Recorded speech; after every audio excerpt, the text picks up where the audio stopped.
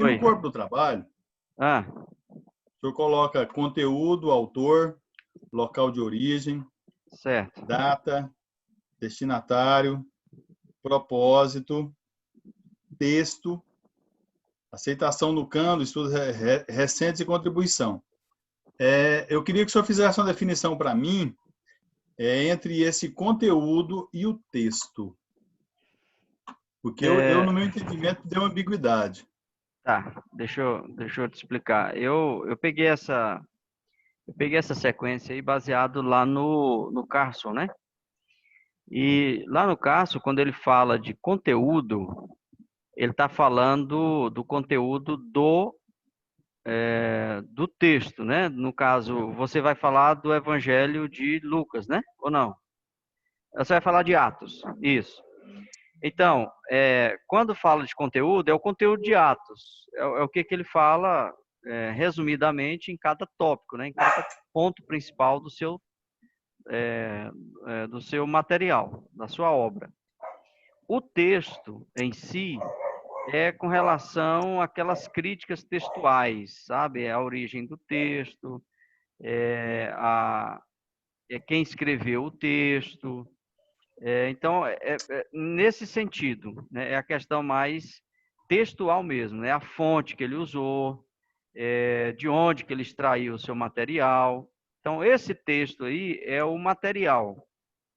O conteúdo é o que ele falou, você entendeu? É o que ele falou dentro do livro dele. Então, você vai lá, vai tratar, por exemplo, os tópicos que ele falou, é como se fosse o esboço, né? O esboço de Lucas, os tópicos, e aí você pode pegar só os principais, não precisa você falar versículo por versículo, né? Até que o seu trabalho também não tem essa proposta. Mas então, o conteúdo é o conteúdo da obra, o texto é o material que ele usou, né? É a escrita que ele usou para escrever. Então, essa é a diferença de texto para conteúdo, certo? Professor, espera um pouquinho, deixa eu abrir meu trabalho aqui. Certo.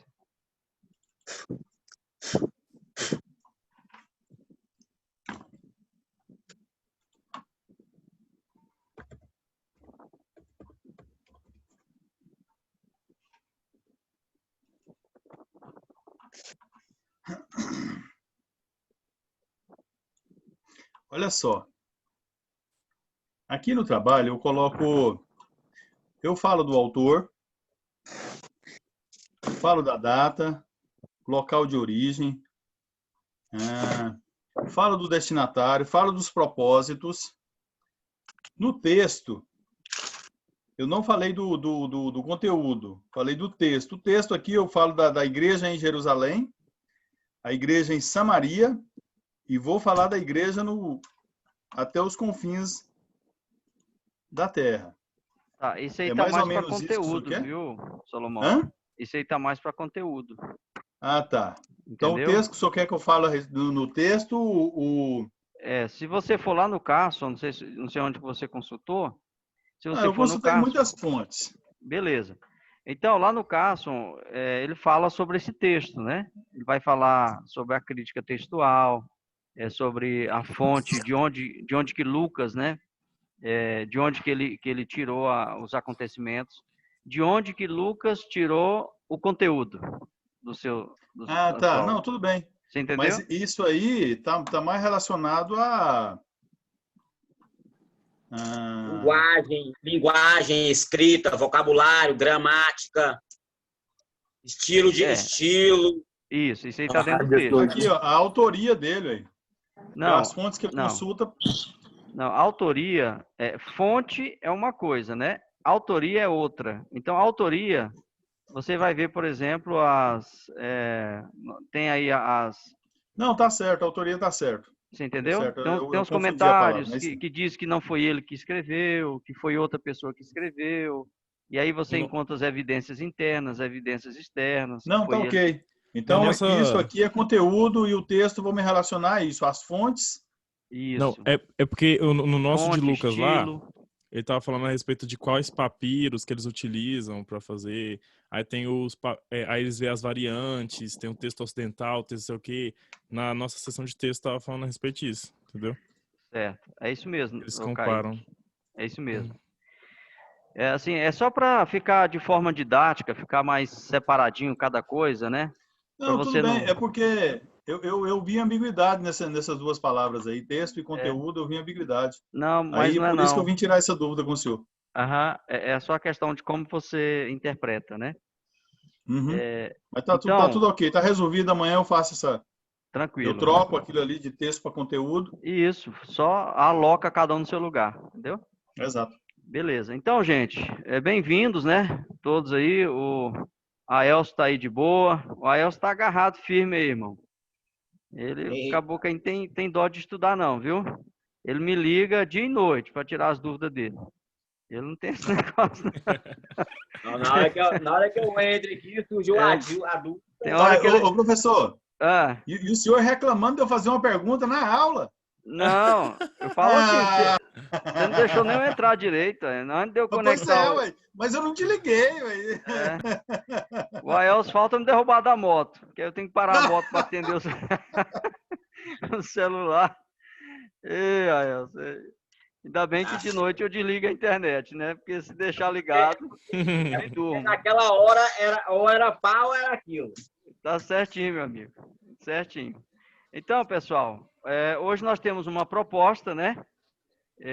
A nossa proposta de hoje, vou só dar uma olhadinha aqui na nossa agenda. A nossa agenda de hoje, nós temos aqui, nós vamos falar de Marcos e Lucas, né? Porque Marcos seria na aula passada, mas o Leilson e o Alexandre não estavam prontos, pelo menos o Alexandre, né? Então, hoje nós temos, nesse primeiro momento, vamos começar com o Alexandre e o Leilson. Depois, no segundo momento, nós teremos o Aelson e o Kaique, né? Falando de Lucas. Então, primeiro momento é Marcos, com a dupla Leilson, Alexandre e Leilson. E segundo momento, Lucas com a dupla Aelson e Kaique.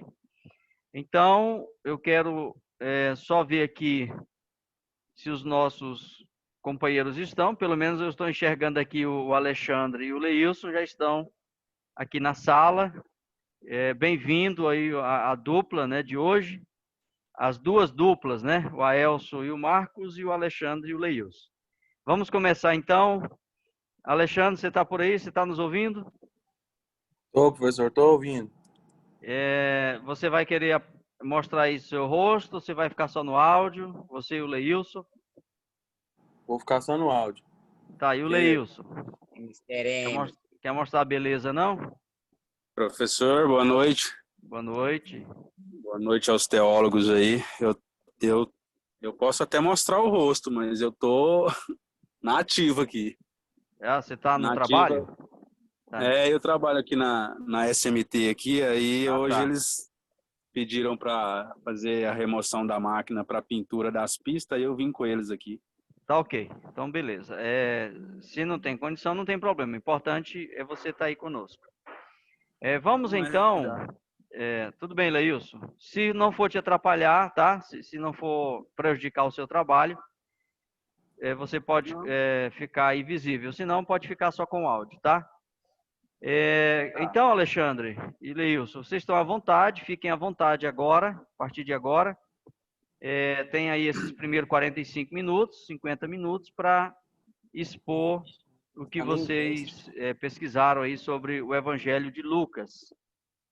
Vocês podem ficar à vontade, tá?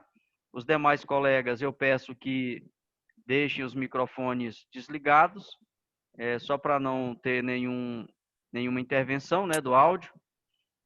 Por favor, desliguem seus microfones e vamos agora ouvir o Alexandre e o Leilson em sua exposição. Fiquem à vontade. Certo. Me ouve bem aí o pessoal, professor? O senhor? Estou ouvindo. Tá tranquilo. Sim, sim. Uma boa noite aos colegas, a paz do Senhor, né? Boa noite. De alguma forma, o professor esboçou a informação de que nós iríamos apresentar Lucas, mas, na verdade, é Marcos, tá, professor? Só Não, eu ressaltando a informação. falei Marcos, né? Eu falei Marcos. E vocês dois vão falar Marcos agora no primeiro momento e a outra dupla vai falar Lucas no segundo momento. Certo. Então, vamos lá. De alguma forma, o conteúdo proposto, a matéria que nos foi confiada, trata de muitos assuntos, no qual o Evangelho de Marcos é, de alguma forma, o princípio dos sinóticos, que usa, de alguma forma, muita das informações para compor os demais livros. E, de alguma forma, o que eu consegui extrair até da introdução do estudo do Novo Testamento, que é do Halley, algumas informações. Eu não sei se a minha internet está me ouvindo, professor? Tá tranquilo, pode continuar. Subiu a imagem aqui e voltou. Então, tá bom. O conteúdo, de alguma forma, então, Marcos vai nos mostrar aqui no livro de Halley, que o Evangelho de Marcos, ele, dos 4 livros do Novo Testamento, que são os denominados evangelhos, o maior aceito é o livro de Marcos, porque, de acordo com a ordem, ele é o livro mais antigo e, de alguma forma, ele proporciona as informações precisas para compor os demais livros em sua teoria.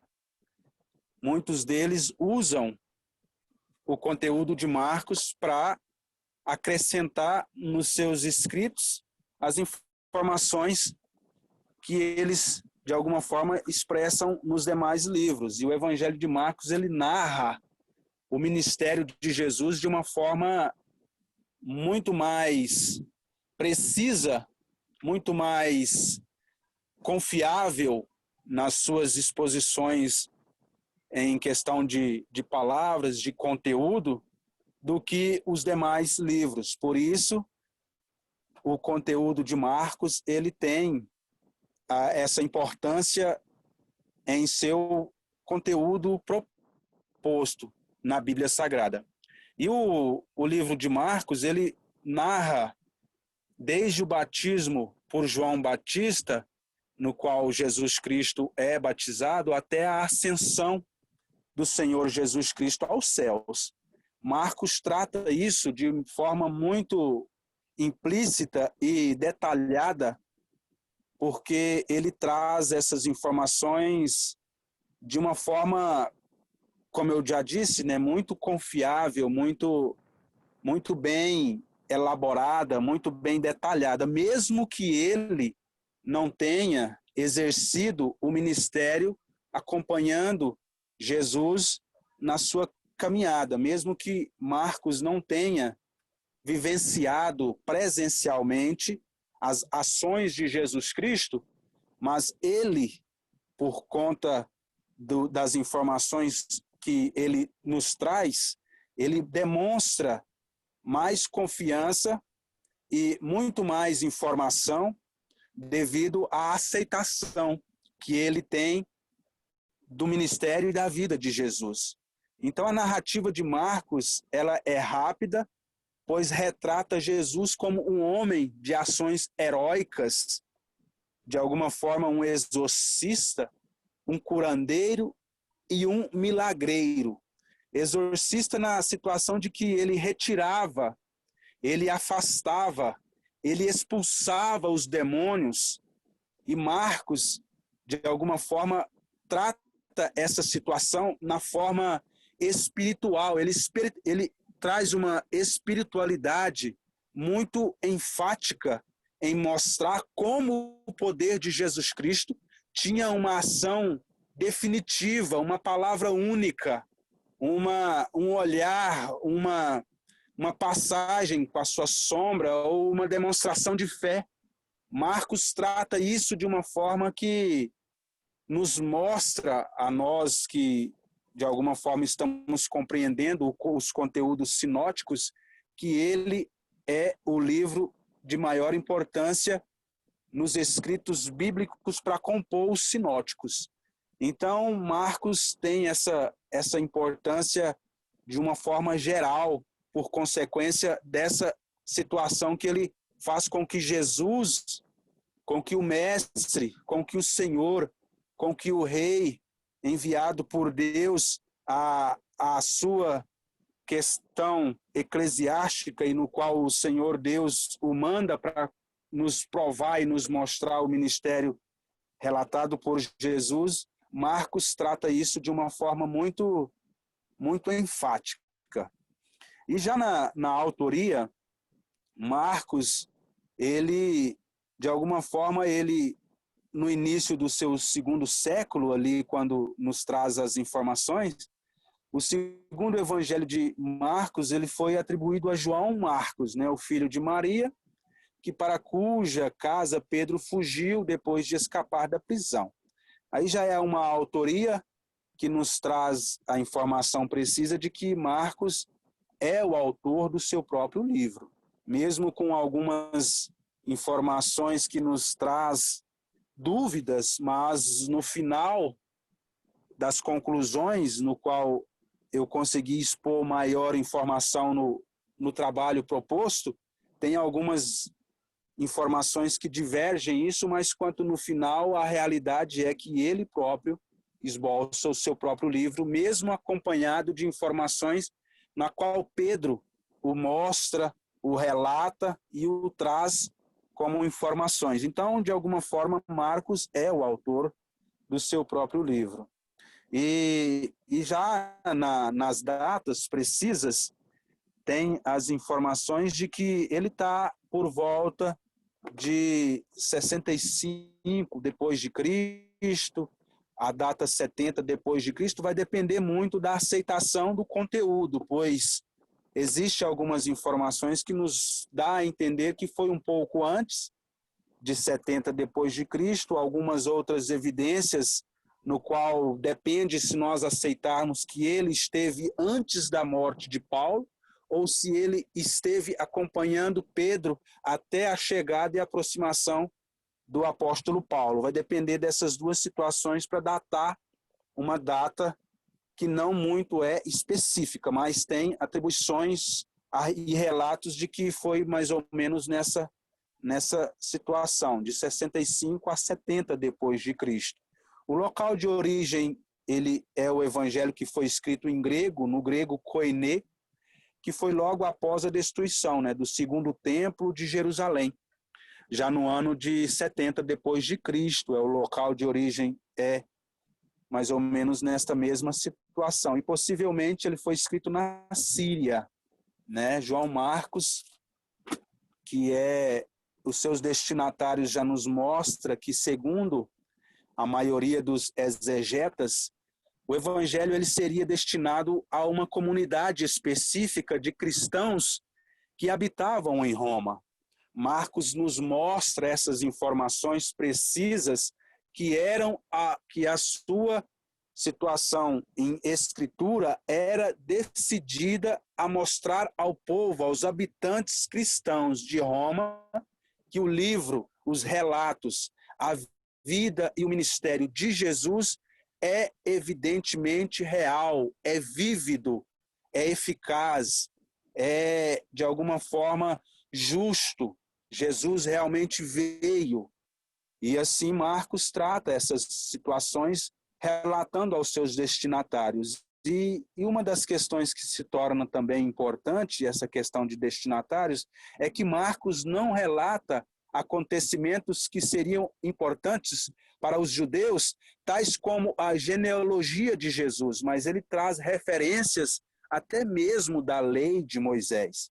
E os propósitos já de Marcos, assim, os eruditos do Novo Testamento, os estudiosos, eles concordam que o Evangelho de Marcos é um documento escrito no grego, no qual eu já disse, koiné, né?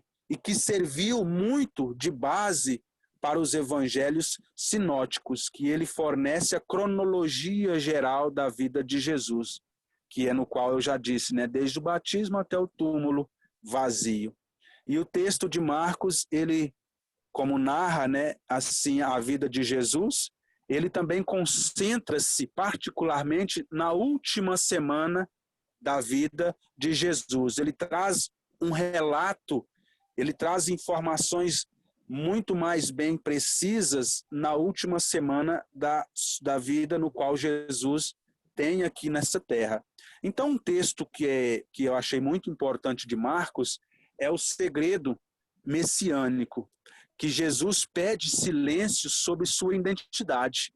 Marcos mostra isso de uma forma muito explícita, né? Que até mesmo aos endemoniados que Jesus cura, além de esconder, Jesus pedir para esconder a sua mensagem com parábolas, ele pede que não exemplifiquem a sua identidade, não mostrem a sua identidade. Eu achei isso muito importante.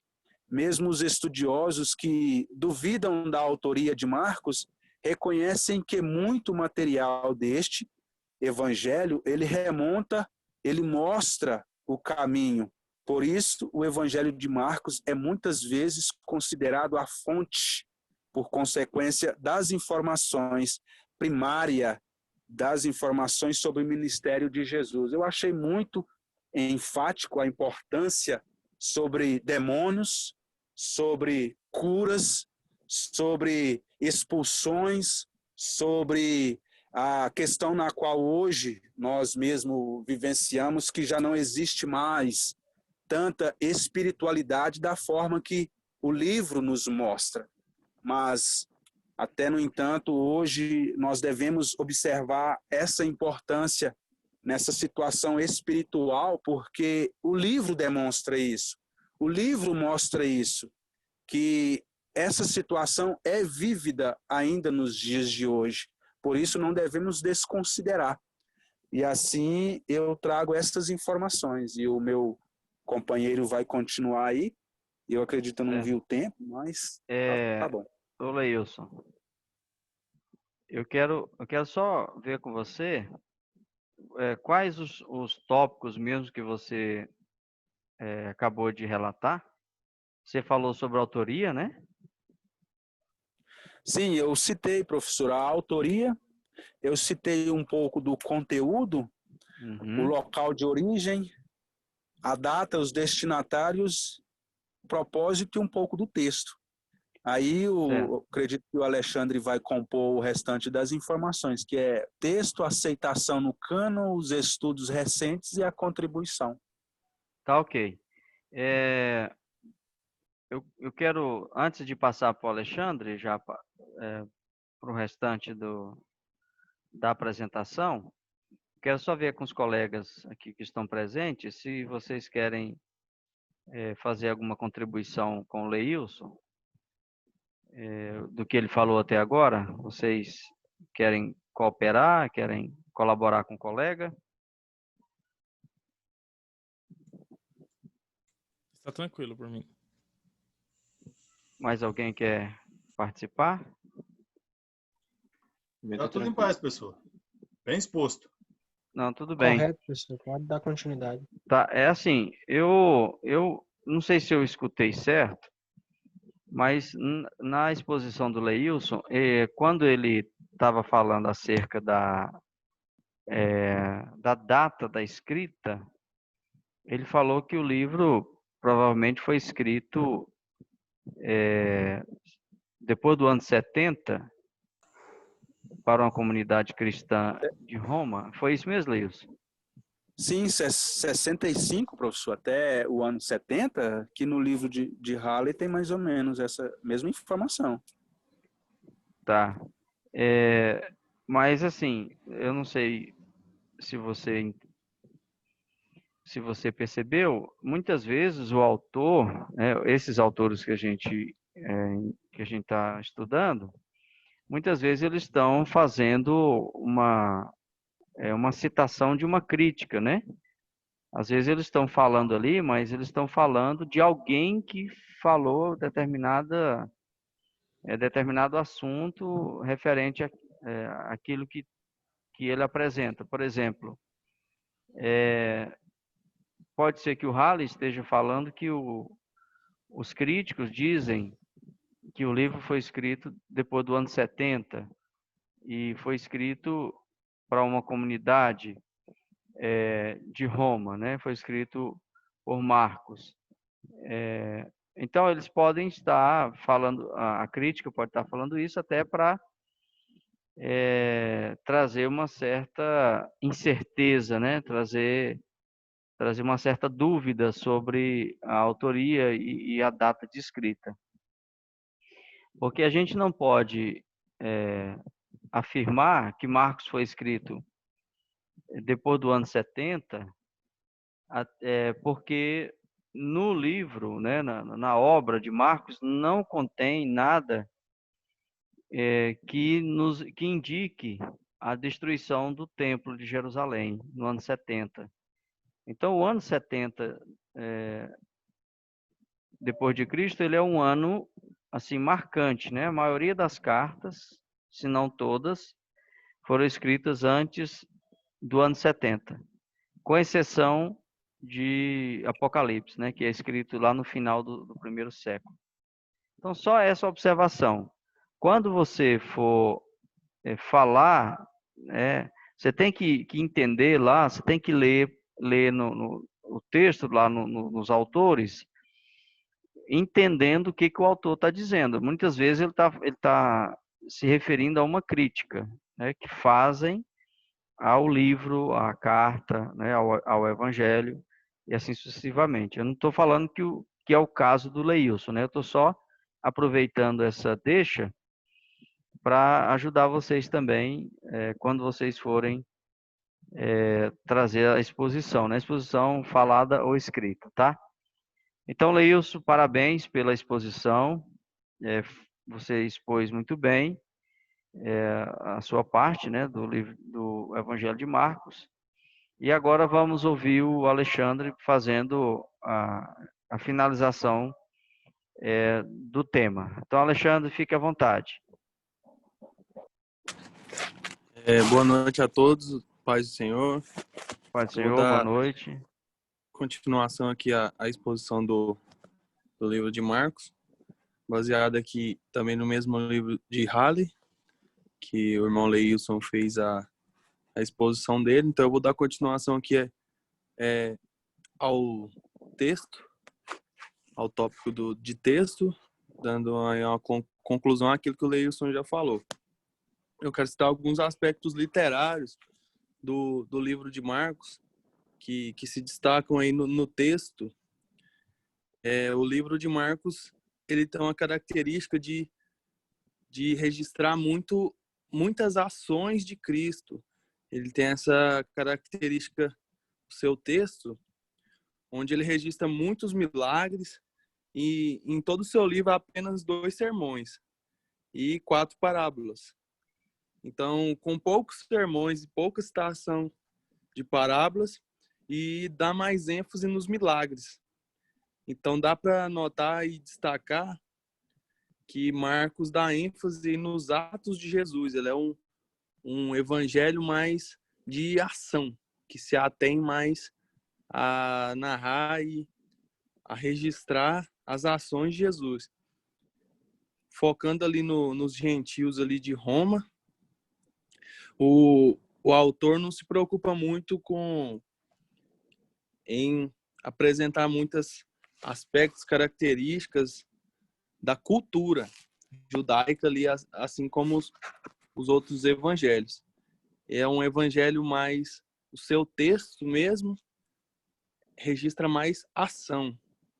É um evangelho que registra mais os atos de Jesus, e ele tem essa característica no seu texto que difere dos outros evangelhos.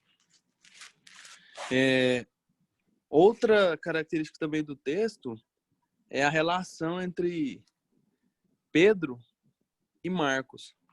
O evangelho de Marcos é provavelmente baseado nos sermões de Pedro. É evidente porque não tem narrativa no evangelho de Marcos, do nascimento de Cristo. Marcos, ele registra a partir da experiência cristã de Pedro, quando Jesus já era adulto. O Evangelho de Marcos reflete a própria teologia de Pedro, da pessoa de Jesus. Então, existe essa relação no texto do Evangelho de Marcos diretamente com a teologia de Pedro.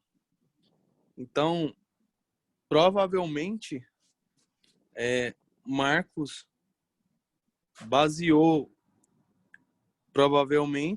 nos sermões de Pedro aqui os seus registros.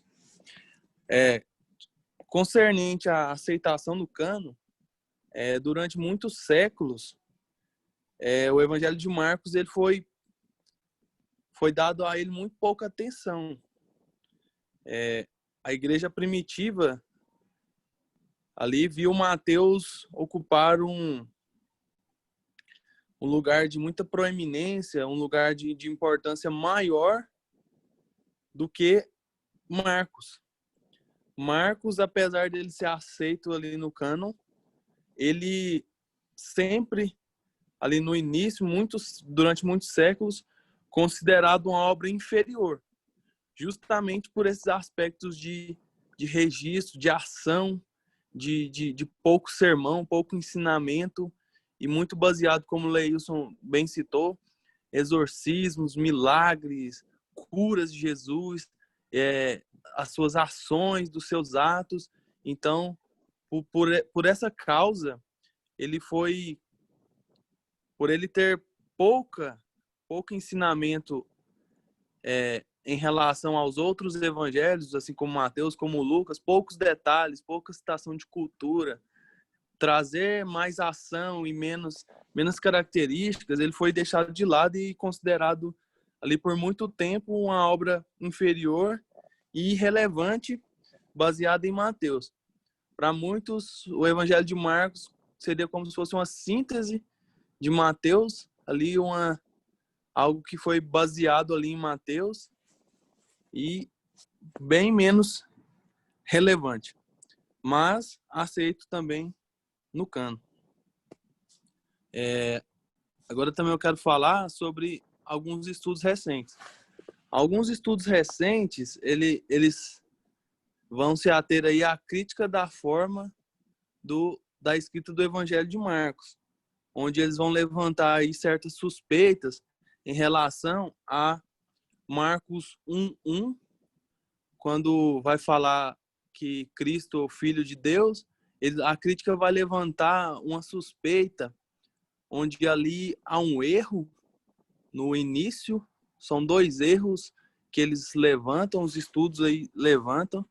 Ali no início, quando afirma que Cristo é o Filho de Deus, algumas fontes vão dizer que os copistas ali, algumas fontes poderiam ter errado na escrita, esquecido alguma palavra, e não era algo ali no meio entre Cristo, Filho de Deus, e eles apontam e se atêm a estudar essa questão, em duvidar desse primeiro versículo do início, ali onde diz isso. E outro aspecto também de estudos recentes que eles debatem é sobre o final.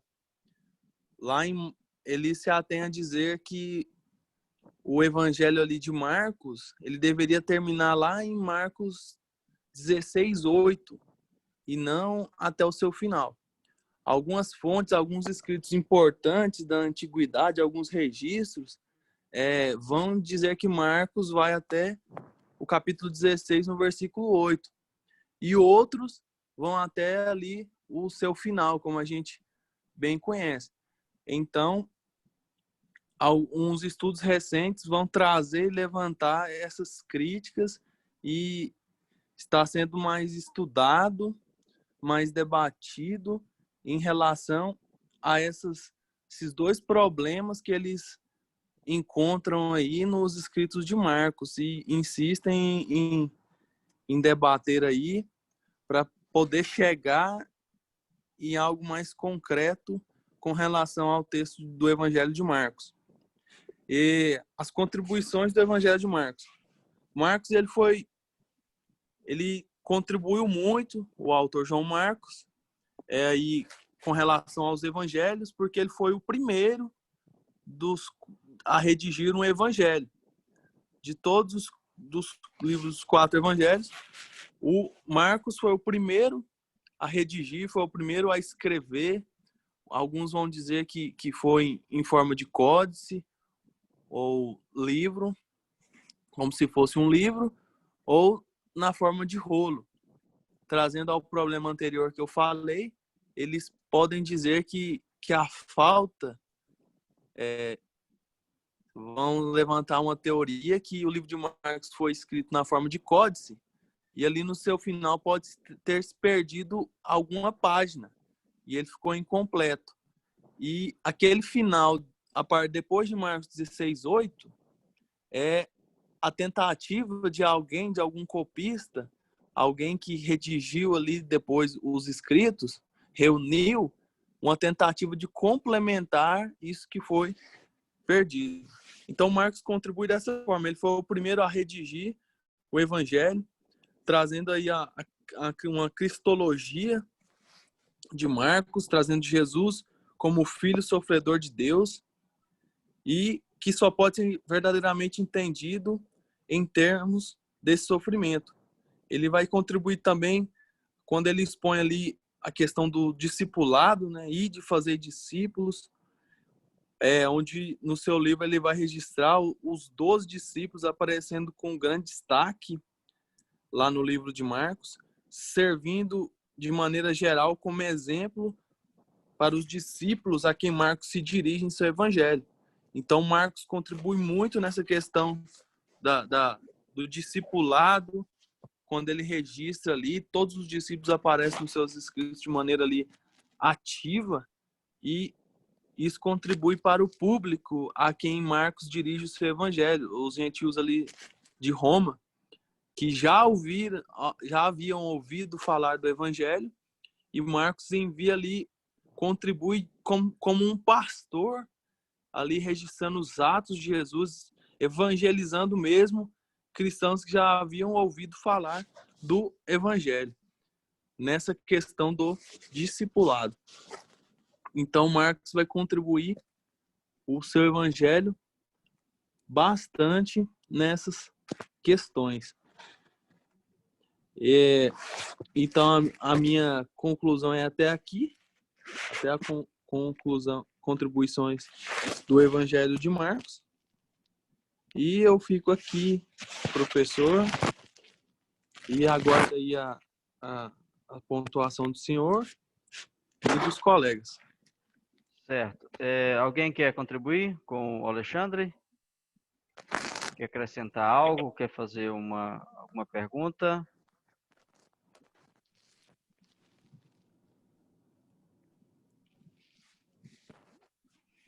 Um de cada vez, para não tumultuar a sala.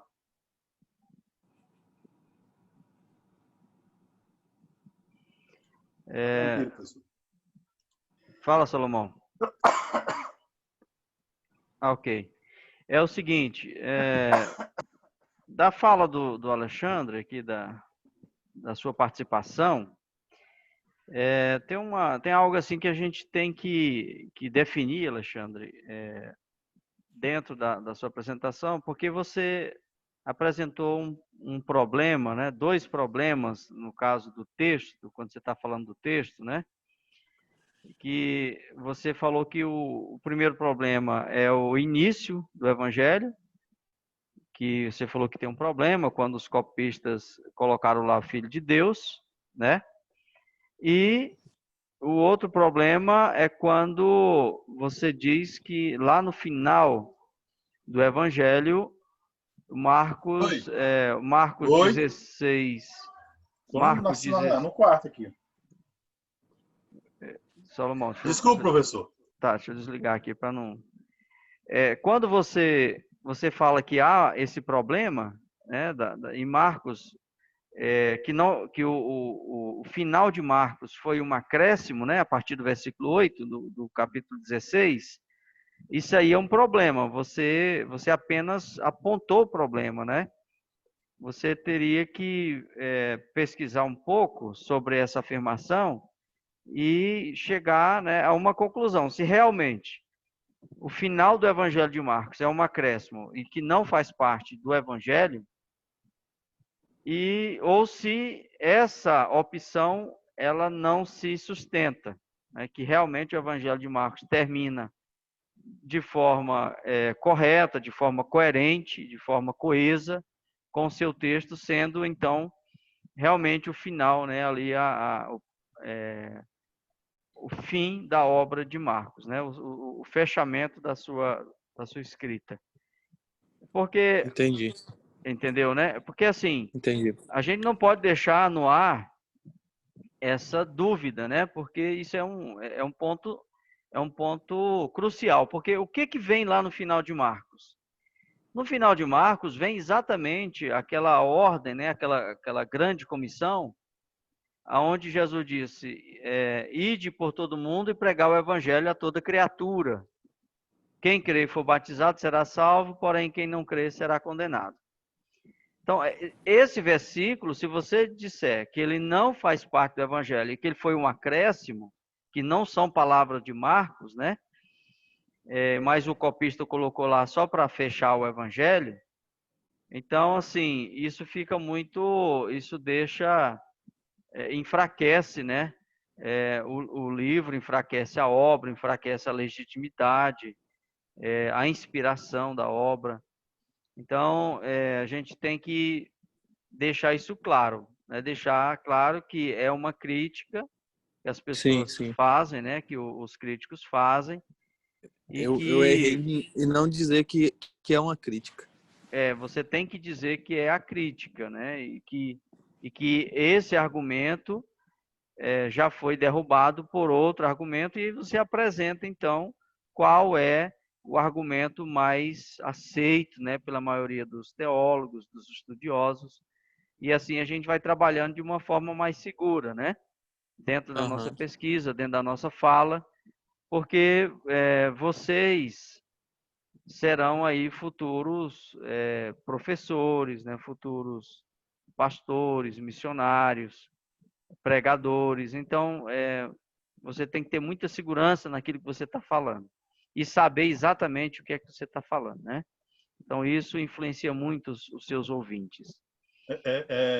Professor, só Sim. para pontuar aí, futuros pastores melhores que os atuais, né? Porque a qualidade de muitos pastores aí tá uma coisa, né? Exatamente. E assim, então a gente deve primar, né? Deve buscar essa excelência, né? Essa qualidade. E aí, o que vai diferenciar você dos pastores de hoje é exatamente essa qualidade da Eu fui informação. ordenado pastor em 2015. Você, né? Sim, no entanto, eu estou aqui para conhecer, porque eu acho que o meu conhecimento está bem aquém do Isso. necessário. Mas com certeza hoje já está bem melhor, né, Solomão? Está bem melhor do que quando você foi ordenado, né? Então, esse é o objetivo, né, de você estar estudando, você estar buscando conhecimento. Não é nem no sentido econômico, financeiro, mas no sentido mesmo de chamada, de vocação, de apresentar para a igreja, como corpo de Cristo, algo que realmente venha edificar a igreja, que seja bom para a igreja como um todo. Parabéns, Alexandre, Leilson, Professor, Sim. eu estou ouvindo aí o senhor trazer essas informações aí, mediante a apresentação e o que surgiu aí, né, para comentário. E logo após vem aí, né, concluindo com essas informações que a gente tem que ter essa confiança mediante o ensino que a gente está aprendendo. E eu relato para o senhor que logo após essa situação de volta a estudar e compreensão das escrituras, eu tenho me preservado muito sobre essa situação de pronunciar qualquer coisa que venha trazer esse tipo de situação, sabe? Até no meu dia a dia mesmo, eu procuro manter mais o silêncio, muito poucas brincadeiras relacionadas a isso por consequência dessa responsabilidade que nós temos, né? Nós, de alguma forma, todo cidadão tem uma certa situação, mas nós, além de ter, nós temos essa incumbência de, além de demonstrar, de trazer essa confiança no que fala, né? Eu queria relatar só isso mesmo. Não, tranquilo. Então, parabéns aí à dupla pela exposição e também aos colegas que participaram e aqueles que não participaram, mas estão ouvindo, né, estão participando através da audiência. Então, nós vamos agora partir para o segundo momento, né, que é a dupla Aelson e Kaique. Né, eles agora vão expor sobre o Evangelho de Lucas. Né? Os colegas vão agora participar, né, ouvindo, né, assistindo, e no final, né, de cada participação, vocês têm aí a oportunidade, né? Parabéns, Kaique, pela criatividade, né? O Kaique já está apresentando aqui um slide, né? Isso é muito bom, isso é didático. O Kaique, como professor também, né? Tem essa didática aí para nós. Tem a mania. Então, vamos lá, Kaique, fica à vontade. Você e o Aelson aí já combinam como que vão fazer, tá? Os colegas, por favor, assistam e ouçam a apresentação. Então, a paz do Senhor para todos que estão aí. Paz do Senhor. Então, hoje eu e o Aelson vamos comentar a respeito do Evangelho de Lucas. Então, como parte dessa matéria, né? E as referências bibliográficas que a gente utilizou foi o Carson, a introdução ao Novo Testamento, o Hale, a introdução ao estudo do Novo Testamento, e o Gundry, com o panorama do Novo Testamento. Então, para dar... Kaique, pode falar. Eu quero aqui fazer uma correção. Pode falar. Correção a mim, né? A mim e aos colegas, a gente sempre falou Halley, mas você acabou de falar, a pronúncia correta é Hale, né? Por causa do final da palavra aqui, né? Mas eu entendo usar portuguesada da vida, faz parte. Então, assim, nós vamos começar a falar correto, né? Hale, porque se você for falar Halley, meu professor só falou Halley, então... Eu quero que me corrigir, estou me corrigindo e através da minha correção, da minha autocorreção, quero também passar aos colegas. Então, a pronúncia é Hale, né? Obrigado, Kaique. É bom você falar, Kaique. Quando a gente estiver falando uma pronúncia em inglês errada, eu peço que você nos ajude, tá? Temos essa humildade para aprender com quem sabe. Então, vai lá. Ok. E o último foi o Gundry, né? Aí, para dar início a essa apresentação, o Aelson vai começar falando a respeito do conteúdo. Tudo bem. Pai do Senhor, boa noite. Pai do Senhor. Então, nós tivemos as referências dadas, mas eu foquei mais no Carlos, porque o corpo dele tinha mais informações, a questão dos tópicos que o professor apresentou. Então, dos evangelhos, Lucas é o mais longo, né, na qual o segundo autor inclui a quantidade de informações não encontradas nos outros textos, onde destaca as ações de Jesus em 5 partes, nas quais são os primórdios cristãos, está aí o corpo está aí, no conteúdo, né, no slide, os primórdios cristãos, né, Jesus na Galileia, a viagem de Jesus a Jerusalém, Jesus em Jerusalém, a crucificação e a ressurreição de Jesus. Né? E o Hale também afirma que em Lucas encontra fatos que não encontram nos outros evangelhos, como as notas dominantes, né, ações de alegria, a proeminência dada às mulheres, a ênfase ao Espírito Santo e as parábolas imortais, né, como a do filho pródigo e a do bom samaritano. E Hale também afirma que trata de um belíssimo livro com um amplo vocabulário, né, de uma excelente gramática e qualidade de estilo culto. Reforça ele como uma perfeita obra de arte grega. Elcio, você está lendo no slide? Não, no slide eu coloquei as informações principais e estou complementando com o meu. Não, tudo bem. Eu pensei que você estava falando e o Kaique tem que passar para o próximo slide. Tudo bem, pode continuar. Tá certinho. Sim. Beleza. Só uma correção, professor. Nós fizemos, eu e o Caio, nós fizemos de forma alternada. Ele faz um, eu faço o outro, faço e assim vai, entendeu? Ok. Então, tá aí. Agora eu vou falar um pouquinho a respeito da autoria do livro de Lucas. Eu vou falar sobre dois aspectos. Porque o nome do livro que a gente utiliza hoje é Evangelho de Lucas, mas todos os evangelhos, eles não possuem uma autoria explícita, escrito no corpo, no conteúdo em si. Diferente, por exemplo, das cartas paulinas, onde a gente consegue encontrar muitas vezes Paulo se identificando como a pessoa que escreveu o livro. Então, esse é um motivo que se utiliza pelos críticos para falar que talvez o livro não fosse de Lucas. Ou então, pelo menos, para não colocar uma certeza absoluta. Só que, no entanto, a gente vai conversar, mas existem muitos fatores que indicam que realmente foi Lucas que escreveu. Outra afirmação que se diz é que Lucas era médico e, por causa do livro conter uma linguagem um pouco mais médica, ele seria o autor desse livro. Tem muitas pessoas que criticam também essa fala, afirmando que o fato dele ser médico não necessariamente faria com que ele fosse o autor desse livro. E outra questão também é a questão que mencionam a respeito do escritor, tanto do livro de Lucas, tanto do livro de Atos, serem a mesma pessoa, e essa pessoa que escreveu esses dois livros seria um companheiro de Paulo. As pessoas falam também que o fato dessa pessoa ser o companheiro de Paulo não necessariamente significa que é Lucas, certo?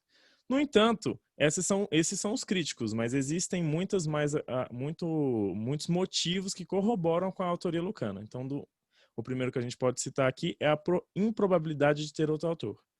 O que significa dizer isso? Até nos documentos mais antigos, como eu vou citar agora também, as pessoas já reconheciam que a autoria era de Lucas, que Lucas tinha escrito esse texto. Então, a pergunta que fica é: se esse texto foi escrito por outra pessoa, o que aconteceu? Como que o nome dessa pessoa foi completamente esquecido?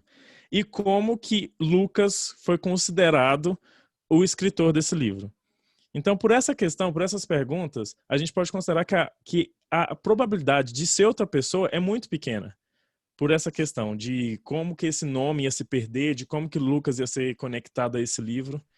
Além disso, nós podemos lembrar aí que Lucas e Atos possuem o mesmo autor, e a gente pode falar isso considerando alguns elementos. Por exemplo, a dedicatória do livro. O livro é dedicado, ambos os livros, tanto o Evangelho, tanto o Atos, são dedicados a Teófilo. Além disso, os dois compartilham de interesses comuns, e além disso, os dois também possuem uma questão muito importante, que é o estilo da escrita. Os dois compartilham um estilo similar. Então, baseado nisso, não há dúvidas de que Lucas e Atos possuam o mesmo autor. Então, baseado nisso, há várias implicações. Uma delas é que em Atos é utilizado o pronome nós. Então, a utilização do pronome nós no livro de Atos nos dá uma ideia de quem que poderia ser esse autor. No caso, considerando uma pessoa que foi participativa nas ações escritas em Atos. Então, em vários momentos, esse autor do livro de Atos, ele foi um participante também dessas histórias.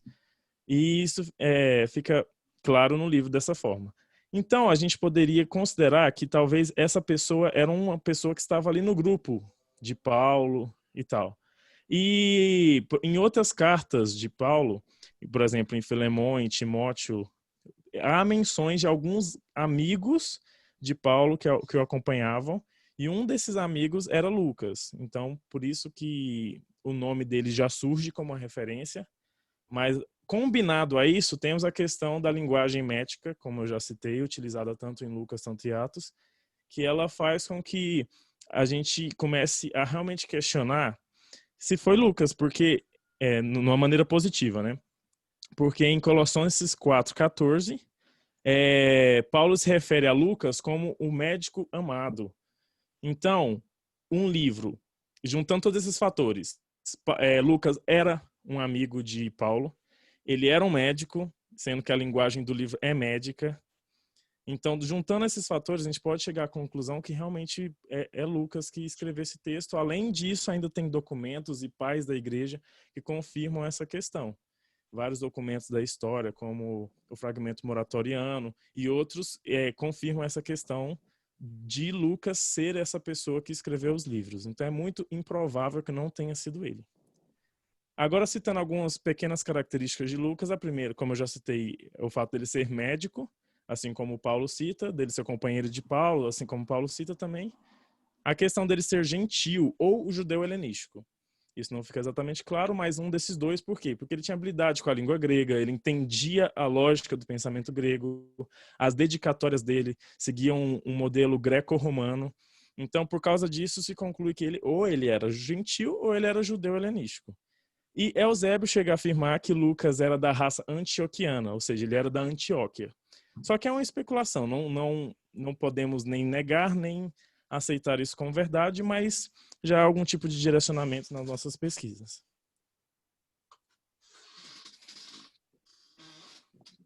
Muito bem, da origem. Da origem tem muita alguma das informações, né, do autor, igual o Kaique acabou de citar aí. Mas diz assim que Lucas era natural da Antioquia, né?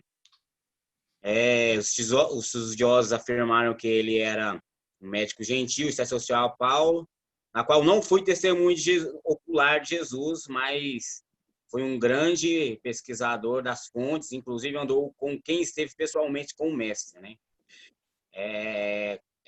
Carson afirma que ele escreveu o Evangelho nas regiões da Acaia, né? Mas houve algumas especulações, né, que disseram que o livro fora escrito na Antioquia, como aparece em alguns escritos posteriores ligando Lucas à Antioquia. Eusébio chega a dizer, né, que Lucas era de raça antioquiana, mas sem afirmar que ele teria escrito o livro escrito naquela cidade. Então, a Acaia é a conjuntura mais plausível nessa conjuntura. Mesmo não tendo provas suficientes de vincular uma região em particular, né, a região da Acaia é a mais plausível nessa conjuntura, até mesmo pela escrita grega, né? E certamente Hale afirma que certamente, né, o livro foi escrito fora da Palestina. Agora eu vou falar um pouquinho a respeito da data. Como sempre, há uma dificuldade muito grande de determinar a data específica em que todos os livros foram escritos, né? Então, eu fiz uma pequena síntese das principais hipóteses mencionadas nos dois livros e resumi nessas 3 hipóteses. A primeira seria após os anos 60, a segunda após os 70 e depois uma escrita tardia após 93. A primeira, após os 60, ela tem esses limites de tempo aí que seria entre a escrita de Marcos e a escrita de Atos. Por que de Marcos? Porque como Marcos foi utilizado como uma fonte para escrever Lucas, então Lucas só poderia ter sido escrito depois que Marcos foi escrito, por uma questão de lógica. Então, como a gente viu na apresentação do nosso colega aí, existe uma probabilidade muito maior desse livro ter sido escrito nos anos 60 e não nos anos 70. Então, por causa disso, consideram-se que a partir dos anos 60, aí há dúvida se foi em 65 ou se foi um pouco antes, não existe uma informação acertada a respeito disso, mas consideram aí a partir dos 60. Agora, o livro de Atos, por que a gente precisa considerar o livro de Atos? Porque o livro de Atos ele compõe um conjunto, que seria Lucas e Atos. Considerando que Lucas foi o primeiro livro a ser escrito e depois Atos foi escrito, então a gente precisa considerar aí que o limite máximo para o livro de Lucas ter sido escrito é o momento em que o livro de Atos foi escrito. Aí temos que levar algumas questões em consideração. Por exemplo, o livro de Atos, ele não menciona nada a respeito da queda de Jerusalém. Esse simples fato já coloca um limite máximo do ano 70. Então, o livro de Lucas teve que ser escrito antes do ano 70. Além disso, o livro de Atos também não menciona questões, por exemplo, como qual foi o destino de Paulo após a prisão. E a gente não sabe se com o que o livro nos oferece, nós não sabemos se ele foi morto ou se ele foi liberado.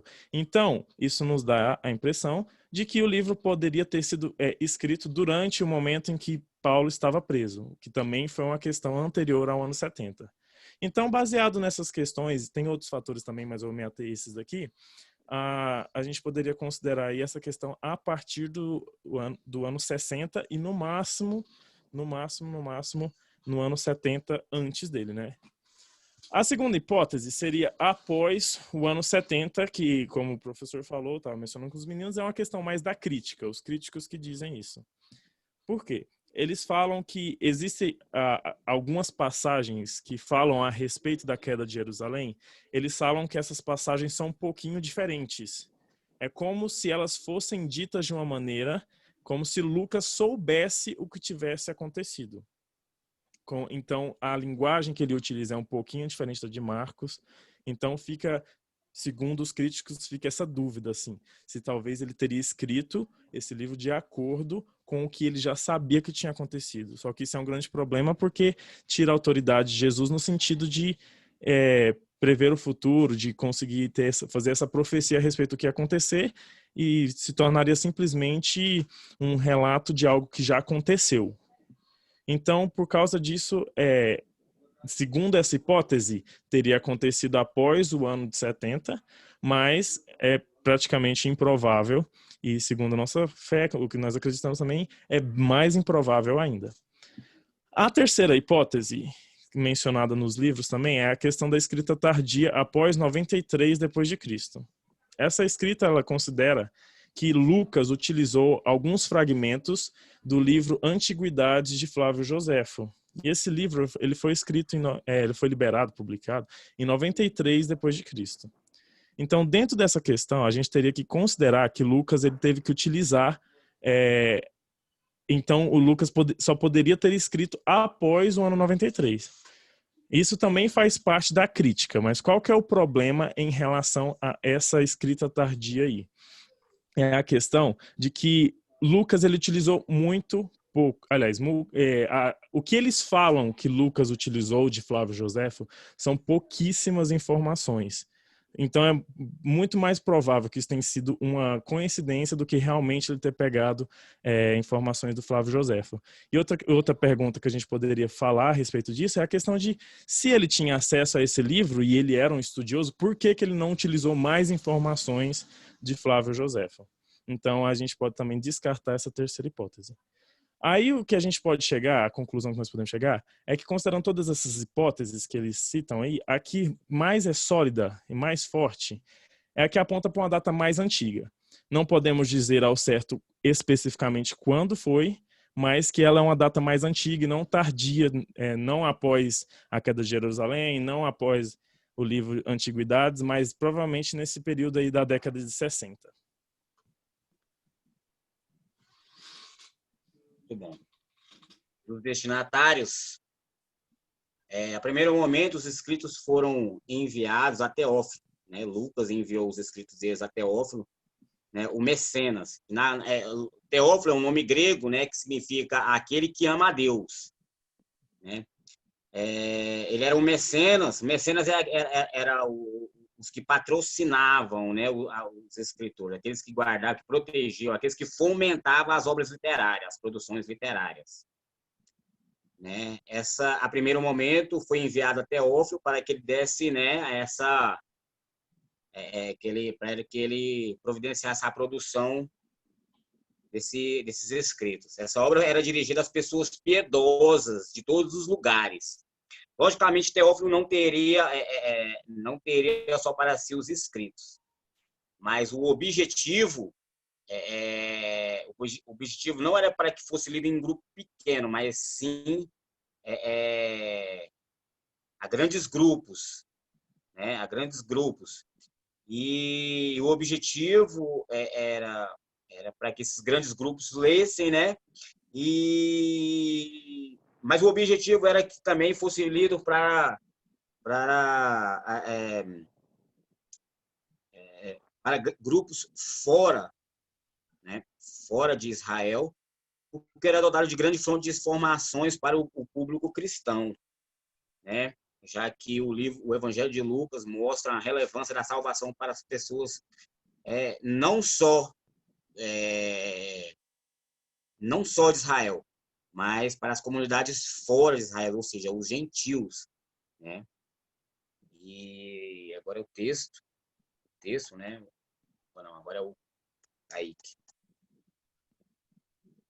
Agora eu vou falar a respeito do qual foi o propósito de escrita do livro. E o propósito principal, com certeza, era falar a respeito da vida de Jesus e da obra da salvação e expor o ministério de Jesus. No entanto, cada autor de cada um dos evangelhos, ele escreveu de uma maneira que buscava ressaltar algum aspecto ou outro, de certa forma, que cada um apresenta perspectivas diferentes um do outro. Então, por exemplo, um dos primeiros propósitos que podemos falar a respeito do Evangelho de Lucas é dar certeza. E que sentido? De não tratar toda a vida de Jesus como um mito, mas confiar que é algo real, que realmente aconteceu, como eventos históricos e não somente como eventos espirituais, nesse sentido. Então, ele fez esse relato como uma forma de confirmar no coração das pessoas que aquilo era real, que aquilo fazia parte da história. Além disso, nesse quesito ainda podemos citar que ele estava percebendo, também estava valorizando a questão de entender o propósito divino na criação, em tudo, e na obra de Jesus. Em que sentido? De entender que cada evento histórico que aconteceu fazia parte do propósito divino. Então, Jesus veio para a Terra, ele morreu, isso tudo não foi acidente, mas fazia parte de um plano de Deus. Então, são eventos históricos que faziam parte do plano de Deus. O segundo propósito que podemos citar aqui é dar um relato ordenado. Em que sentido que podemos falar que era um relato ordenado? A maioria dos críticos, em geral, falam que o livro de Lucas realmente é um livro que segue muito bem a história. E quando você compara ele, por exemplo, com Marcos, é muito similar à estrutura do livro. No entanto, existem algumas diferencinhas ali ou aqui na questão da ordem, da posição das coisas.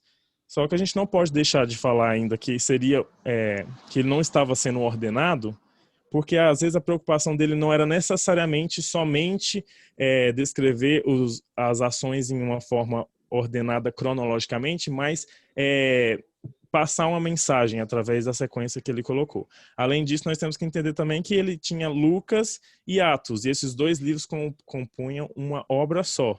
Então, esses dois livros ajudam a explicar tanto o princípio antes de Jesus morrer, e tanto a igreja após Jesus. Então, é um relato muito bem organizado, que cumpre muito bem o propósito no qual foi proposto. O próximo quesito, o próximo propósito é o problema judaico-cristão.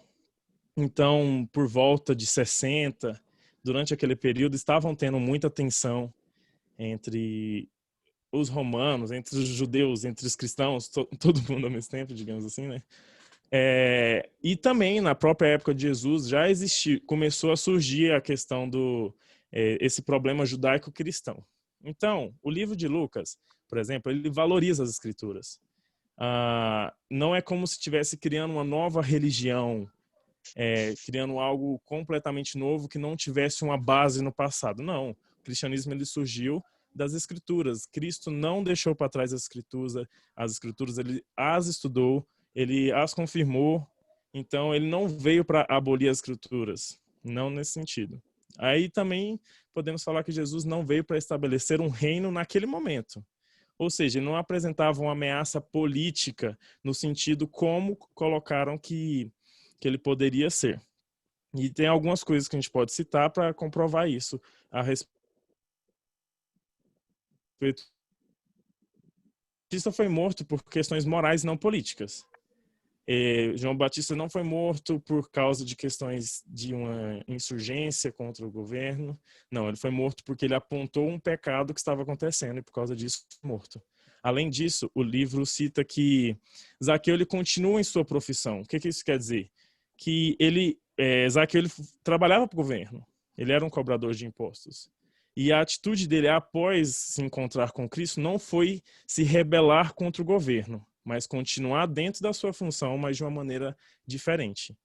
Além disso, as próprias acusações de insurgência contra Jesus são desacreditadas. Então, durante todo o julgamento de Jesus, várias vezes foi tentado colocar como se Jesus estivesse tentando criar uma revolução política, como se ele fosse uma figura que tentasse destruir o sistema político daquele momento, mas não era isso, e o livro deixa isso bem claro, que é uma forma de amenizar tanto mostrar a verdade a respeito do passado e amenizar os conflitos daquele momento lá que estavam ocorrendo.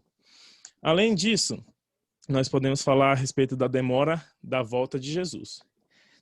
Enquanto os outros livros às vezes apresentam uma imagem bem imediata da volta de Jesus, o livro de Lucas ele é diferente. Ele não apresenta tanta urgência. Então, vê como algo que vai acontecer, mas não com aquela urgência como talvez os outros evangelhos apresentem. Além disso, ele estabelece também a ideia de que o reino já está presente. Tá, num reino invisível, não que a gente não pode contemplar com os nossos olhos, mas que já está entre nós. Então, é uma perspectiva diferente, que de certa forma poderia acalmar o coração das pessoas que estavam lendo o livro, entendendo essa mensagem. Do texto, né? Carlson diz que a maioria dos livros do Novo Testamento são de poucas variantes, mas Lucas e Atos têm diferenças importantes comparadas com o texto ocidental. Várias são as lacunas textuais em comparação com outros documentos ocidentais. Tal análise se deu com a descoberta de papiros que mostram um texto neutro de Westcott e Hort, conhecido como texto alexandrino, na qual um dos mais importantes se refere a Lucas, o conhecido P75. Aí tem um desenho dele aí, o P75, de texto muito antigo.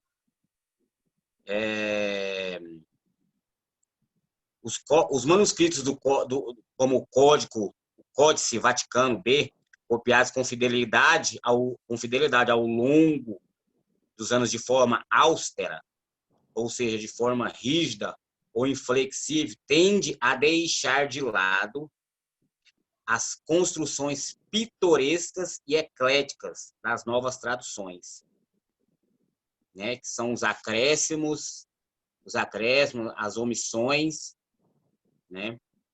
E mesmo havendo incertezas quanto ao texto, tem-se uma considerável, em sua maioria, uma concordância, admitindo o texto de Lucas substancialmente como foi escrito.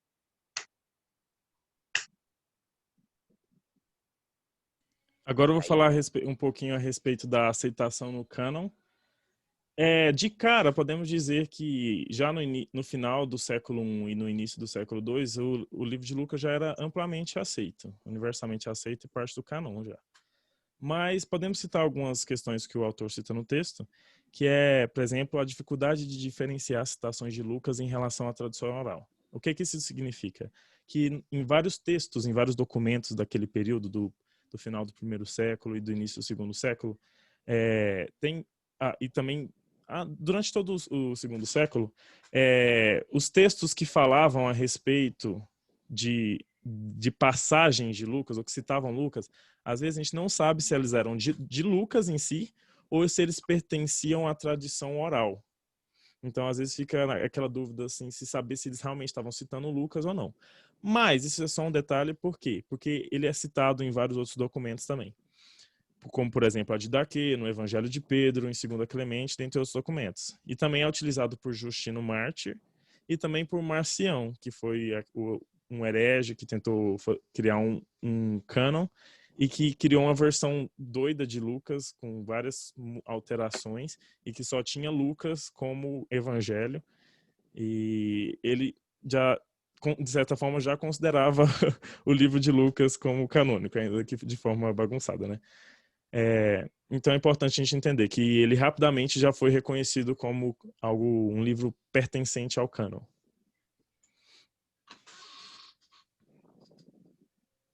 Bom, dos estudos recentes, Carson considera Lucas o maior historiador da igreja primitiva. Sendo que seu maior interesse era o que Deus havia feito através de Cristo. Sendo visto hoje em dia como um dos maiores teólogos da igreja primitiva, debates recentes enfatizam o texto de Lucas 16:16 como a chave para entender a topografia da história da redenção. A lei e os profetas duraram até João. Desde então é anunciado o reino de Deus, e todo homem emprega força para entrar nele. Essa, segundo os historiadores, aí é a chave do livro de Lucas para entender essa história da redenção, né? É o topo aí. E Lucas tinha interesse em firmar a igreja como instituição, mas não minimizava seu interesse escatológico. Outros debates recentes aconteceram no porquê Lucas colocou Atos depois do seu evangelho. Mas devemos considerar o fato de que, para entender a igreja primitiva, devemos considerar o fato de para compreender a igreja primitiva, temos que ter um conhecimento autêntico de quem foi Jesus. C. Cabart disse: a ênfase lucana na proclamação da palavra mostra em si o fator decisivo, e que a igreja é uma agência de salvação à medida que fornece o contexto em que haja pregação da palavra. Então, com isso, nós fechamos aí, professor. Não, tem mais um. A contribuição. Tem a contribuição tem a contribuição, pô. Certinho, então vamos lá. Para finalizar a apresentação, eu vou falar a respeito das contribuições que o livro de Lucas teve. Então, a primeira que podemos citar, as informações exclusivas que esse livro contém. O livro de Lucas contém várias informações que não estão presentes em nenhum dos outros evangelhos, como, por exemplo, o nascimento de João Batista, algumas informações a respeito do nascimento e infância de Jesus, por exemplo, os cânticos que a gente vê no início do livro de Lucas, a questão da pesca milagrosa mencionada em Lucas 5, do versículo de 1 a 11, que mostra também como isso impactou Pedro, e dentre vários outros momentos. Além disso, vou reforçar essa questão, essa contribuição, que é o entendimento de Lucas no interesse no propósito divino que opera nos acontecimentos. Em Lucas 1:1, ele fala assim, os fatos que se cumpriram. Ele não fala assim, os fatos que aconteceram.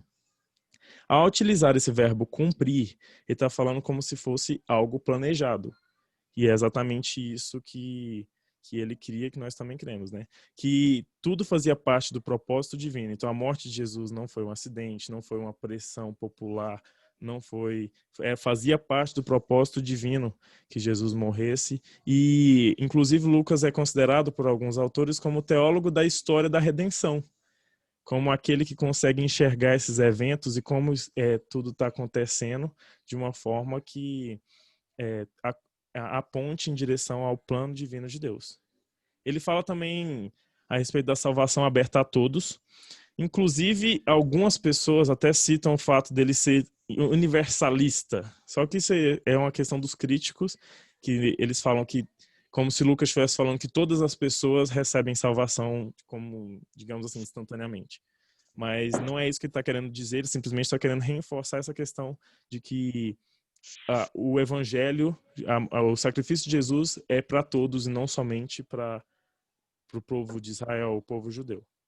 Além disso, a contribuição dele é escrever um segundo livro. Ele foi o único dos evangelhos, dos evangelistas, vou chamar assim, que escreveram os evangelhos, que escreveu um segundo livro e que conta não somente a história de Jesus, mas como que a história da igreja se desenvolveu após a morte de Jesus.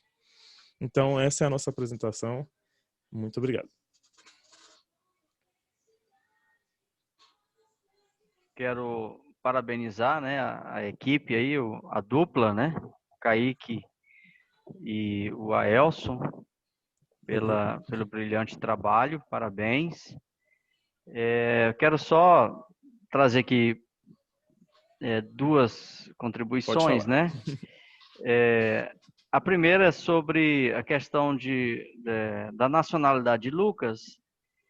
Só para contribuir mesmo, uma das características que ajudam a identificar Lucas como gentil é o fato dele valorizar o ministério feminino. Até vocês falaram lá. Então, essa Sim. é uma forte evidência de que ele é um gentil, né? Porque se ele fosse um judeu, ele Isso. provavelmente ele não enfatizaria o ministério feminino, né? Ele não ia diminuir, né? Ele não ia depreciar o trabalho feminino, mas não ia destacar, né? Como ele destacou. Então, essa é uma evidência clara de que ele é realmente um gentil. Outra coisa importante também, até o Kaique estava falando, é a sua visão, a respeito da salvação, a respeito do evangelho, que é uma visão, eu esqueci o nome agora, que se dá em missão, que não é uma visão voltada para dentro do judaísmo, mas uma visão voltada para fora, né? Então, quer dizer, a salvação parte de fora, aliás, de dentro para fora. Porque o judeu, isso a gente vê em missões, os judeus entendiam assim, que a salvação, ela era, a pessoa era salva se ela viesse de fora para dentro do judaísmo. Então, era assim, eles eram centralizadores, né? Quem quisesse ser salvo tinha que ir lá para Jerusalém, tinha que ir lá, tinha que ir para o culto lá em Jerusalém.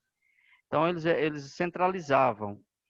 É tão certo que os judeus eles achavam que os gentios não eram merecedores da salvação, porque eles ficavam de fora, né?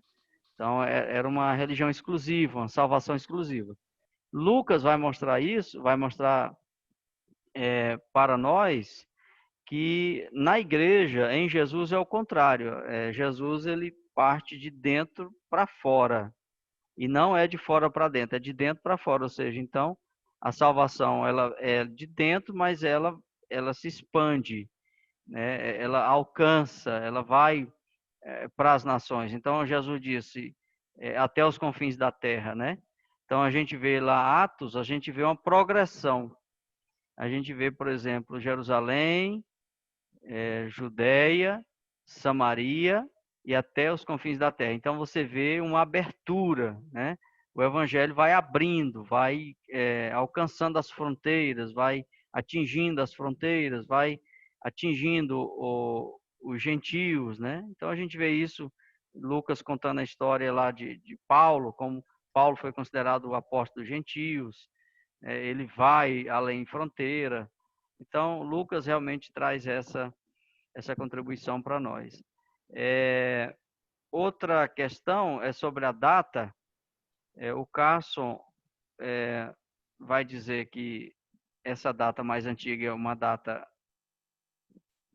aparentemente aceita, mas aquilo que o próprio Kaique falou na sua apresentação, que não teria como ser escrito depois do ano 70, como os críticos querem que a gente aceite, por causa exatamente do evento da destruição de Jerusalém. Lucas não deixaria de citar esse fato.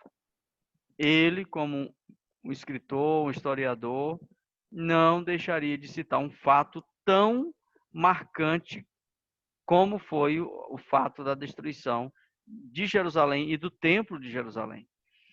É tão certo que quando você vai lá em Atos dos Apóstolos, só para você ter uma ideia, se Atos foi escrito depois de Lucas, em Atos nós temos o quê? No começo da história lá, nós temos Pedro trazendo um sermão em Jerusalém. Como que Pedro iria pregar numa cidade destruída? Como que as pessoas iriam lá para participar do Pentecostes, né? Daquela festa de Pentecostes. As pessoas, você vê lá em Atos, você vê o eunuco, né, de Candace, o eunuco indo até Jerusalém para adorar, né, para participar do culto, das festas Quer dizer, judaicas. eles já estavam voltando, né? Aliás, desculpa, estava voltando de Jerusalém, né? Então, o certo é, a cidade estava funcionando, o templo estava funcionando, os discípulos estavam num cenáculo dentro de Jerusalém. Jesus diz: ficai na cidade até que do alto seja revestido de poder. Então, o próprio Jesus fala para os discípulos ficar na cidade de Jerusalém, né, até que eles fossem revestidos de poder. Então, realmente, o livro de Atos fala da cidade, né, de Jerusalém, fala do embate, por exemplo, das autoridades religiosas que estavam ali ameaçando Pedro, ameaçando João de não falar no nome de Jesus, porque eles estavam enchendo a cidade com a doutrina de Jesus. Então, você vê o embate ali dentro da cidade. Você vê, por exemplo, o apóstolo Paulo, ali, quando Estevão é apedrejado, o apóstolo Paulo estava ali junto, e Estevão foi apedrejado em Jerusalém. Ele foi apedrejado em Jerusalém. Com a perseguição de Paulo, os discípulos, né, os discípulos mais distantes, mais periféricos, né, digamos assim, do centro da igreja, eles fogem da cidade de Jerusalém por causa da perseguição começada por Paulo. Então, nós temos um relato em Atos muito forte sobre Jerusalém, muito forte. Jesus disse: vocês serão minha testemunha tanto em Jerusalém quanto na Judéia, Samaria, até os confins da terra. Então, os discípulos começaram em Jerusalém. A igreja nasce em Jerusalém. O dia de Pentecostes estava sendo celebrado em Jerusalém. Então, não tem como Lucas ter escrito o seu evangelho, né? Vocês estão falando do evangelho, depois Salomão vai falar do livro de Atos, que é a segunda obra de Lucas. Não tem como Lucas ter escrito o evangelho depois do ano 70. Se o próprio livro de Atos, que foi uma obra posterior, que é a segunda obra, foi escrito antes do ano 70. Então, isso é muito... a crítica, eles pecam muito nessa questão de querer querer situar o Evangelho de Lucas depois do ano 70. Não tem lógica essa data tardia que eles apresentam. Então, parabéns ao Aelson, né, ao Kaique, pela brilhante apresentação, pela didática, né, do slide, ajuda muito, né, a organizar o pensamento, a organizar a apresentação. Parabéns a vocês, parabéns à primeira dupla, o Leilson e o Alexandre. E nós já estamos terminando, né? Já são aqui, deixa eu ver a hora aqui, já são 21h28. Estamos já chegando já 21h30, né? Mas eu quero agradecer a todos e quero abrir a oportunidade aqui, a palavra, para quem quer trazer a sua contribuição naquilo que foi falado hoje, tanto da primeira quanto da segunda equipe. Temos aí o Renan, o Natan, que não falaram nada ainda. Salomão quiser participar. O próprio Leilson e o Alexandre também podem participar agora no segundo momento, né? Fiquem à vontade, a palavra está aberta.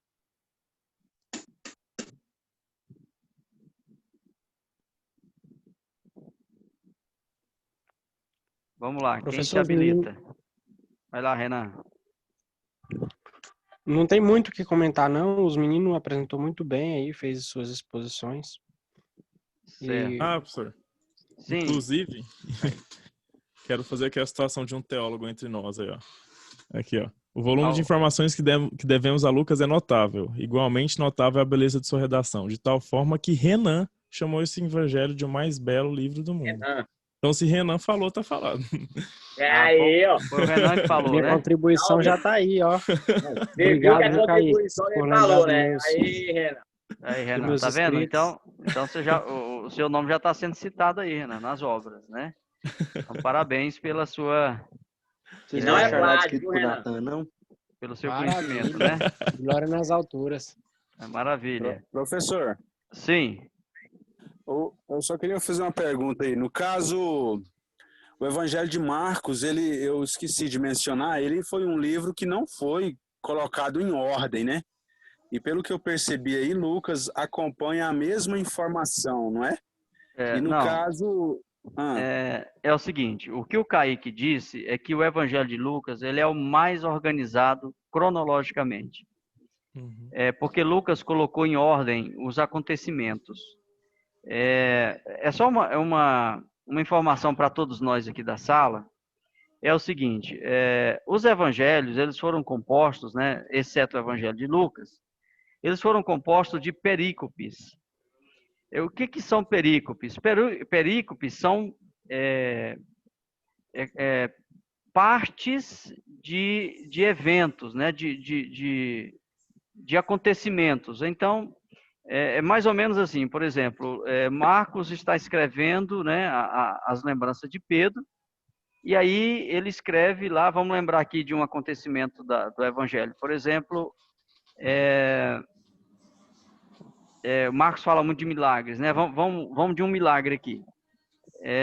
Digamos que ele está falando sobre a libertação do Gadareno, né? É um exorcismo ali, né? Ele expulsa o demônio do Gadareno, e aí ele conta aquela história do Gadareno, mas ele conclui.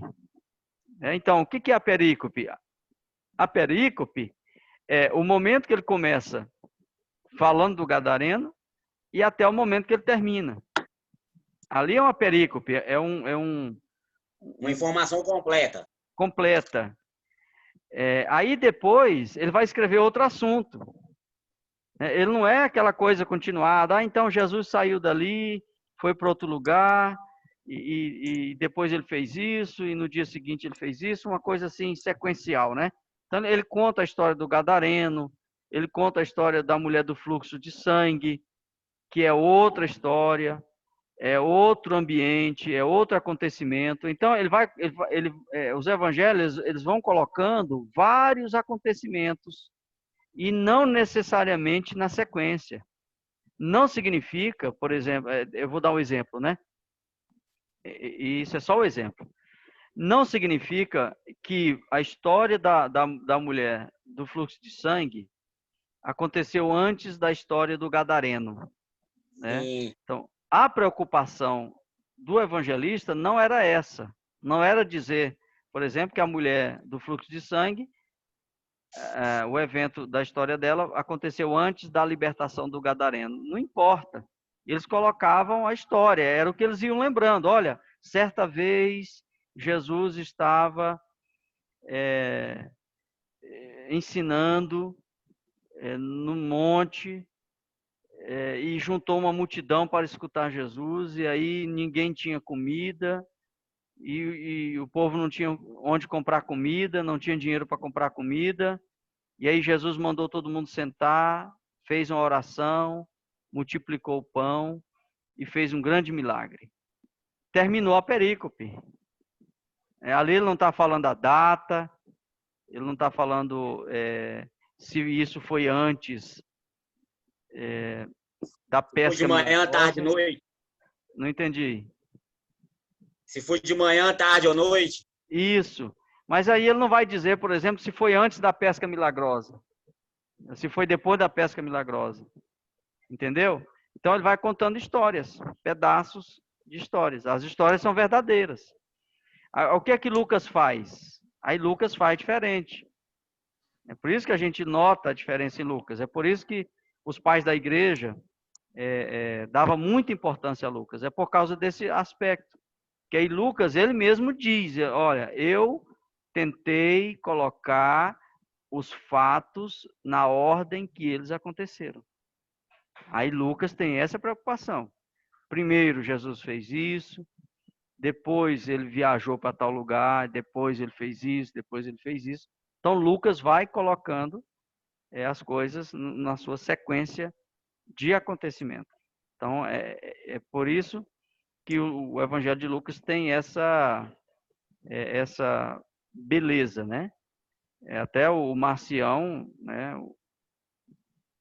Ele considerou só Lucas como o Evangelho genuíno, o Evangelho verdadeiro, e ele excluiu todos os outros Evangelhos. Ele fez uma loucura, né? Fez uma loucura. De tanto que ele considerava Lucas como um evangelho seguro, um evangelho que tem a sua beleza, as suas características particulares.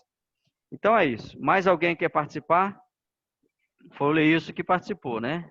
Perguntando aí da... Leilson, ficou claro, Leilson? Ficou claro, professor, e muito interessante essa parte. Eu não tinha dado essa ênfase, não, viu? Não, beleza. Então, ainda bem que eu fui claro, né? Mais alguém quer participar, quer cooperar conosco? Podemos encerrar? Como é que é? Professor, Sim. eu não quero fazer pergunta a respeito do trabalho, não, dos meninos, não. Eu quero perguntar para o senhor até que dia que eu posso entregar esse trabalho para o senhor, impresso. É o dia O senhor da quer N2. encadernado? É o dia da N2, né? Nós combinamos aqui, não precisa encadernar não, Salomão, pode ser grampeado, tá? Ok, Grampeado. obrigado. Não precisa encadernar não. Nós combinamos aqui, gente, não sei se todo mundo lembra, na aula passada nós combinamos de a gente adiantar, né, as nossas apresentações, até eu perguntei se o Salomão podia. Eu vou só abrir a tela aqui de novo, da nossa agenda. Olha aqui, ó, o Salomão vai ficar na próxima apresentação, né? Porque o Salomão estava, se eu não me engano, lá para o dia 8, né, Salomão, de dezembro, era o dia 1º de dezembro, né? Era dia 1º, antecipou uma semana. Isso, aí nós antecipamos uma semana para o dia 24 do 11, que no caso será a próxima, né? O nosso próximo encontro. Para quê? Para que dia 1º do 1 a gente fizesse a nossa N2. Então, vocês têm assim, até o dia 1º do 12 para entregar o trabalho escrito, tá? Por quê? Porque a gente está antecipando aí uma semana para a gente concluir mais rápido. A coordenação até pediu para que a gente combinasse com a turma, com os colegas, para a gente fazer isso, né?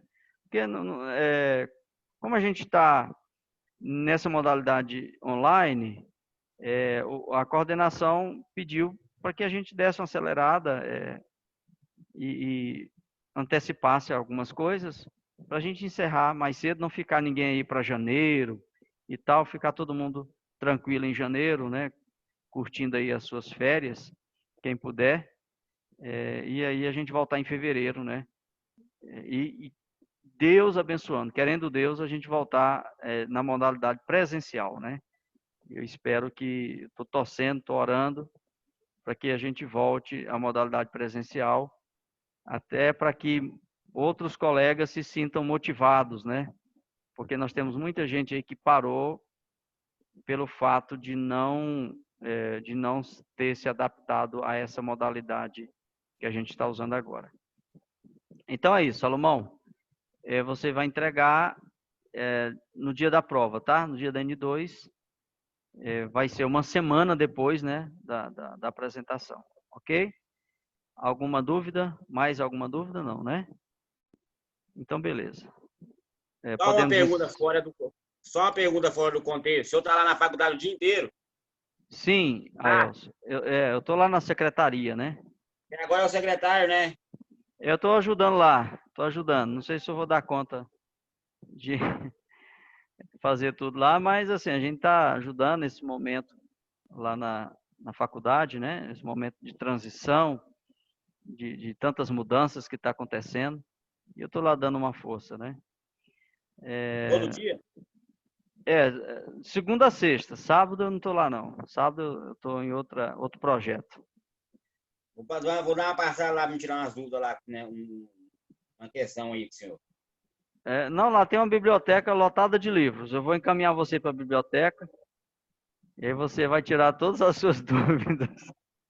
É nada, não. Isso Tô é brincando, Leio. Eu tô brincando, Aelson. Pode ir não, lá. A gente toma um café lá, viu? Faz parte mesmo, mas eu te perguntar, para que vai ter N1? Vai ter N2 ainda? É claro, ué.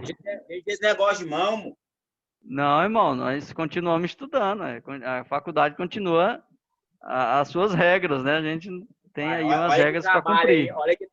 Olha que trabalho bom aí, olha. Dá nota aí, pô. Não, olha, vocês receberão a nota, com certeza, né? Certeza, vocês receberão a nota. Tá certo. Tá Não deixa bom? de dar uma provinha. Deixa de dar uma provinha, hein, professor? Não, mas a provinha é boa, só para descontrair, né? Tá certo. Então, boa noite para todos. Uma boa semana, né? Deus abençoe aí vocês. E né, próximo encontro aí teremos o Salomão, né? E a outra equipe para apresentar. E espero vocês na nossa próxima aula. Deus abençoe a todos. Parabéns pelos Na verdade, quem vai apresentar na poesia, eu apresento o ato, só que o Leandro não apareceu hoje, não. Tá, peraí, deu uma cortada aqui, não sei se foi a minha internet, Salomão, eu não entendi. Na Foi próxima geral. aula, Ah, tá para apresentar o Leandro, que vai apresentar João, sim. e eu que vou apresentar ato. Só que o Leandro não apareceu hoje.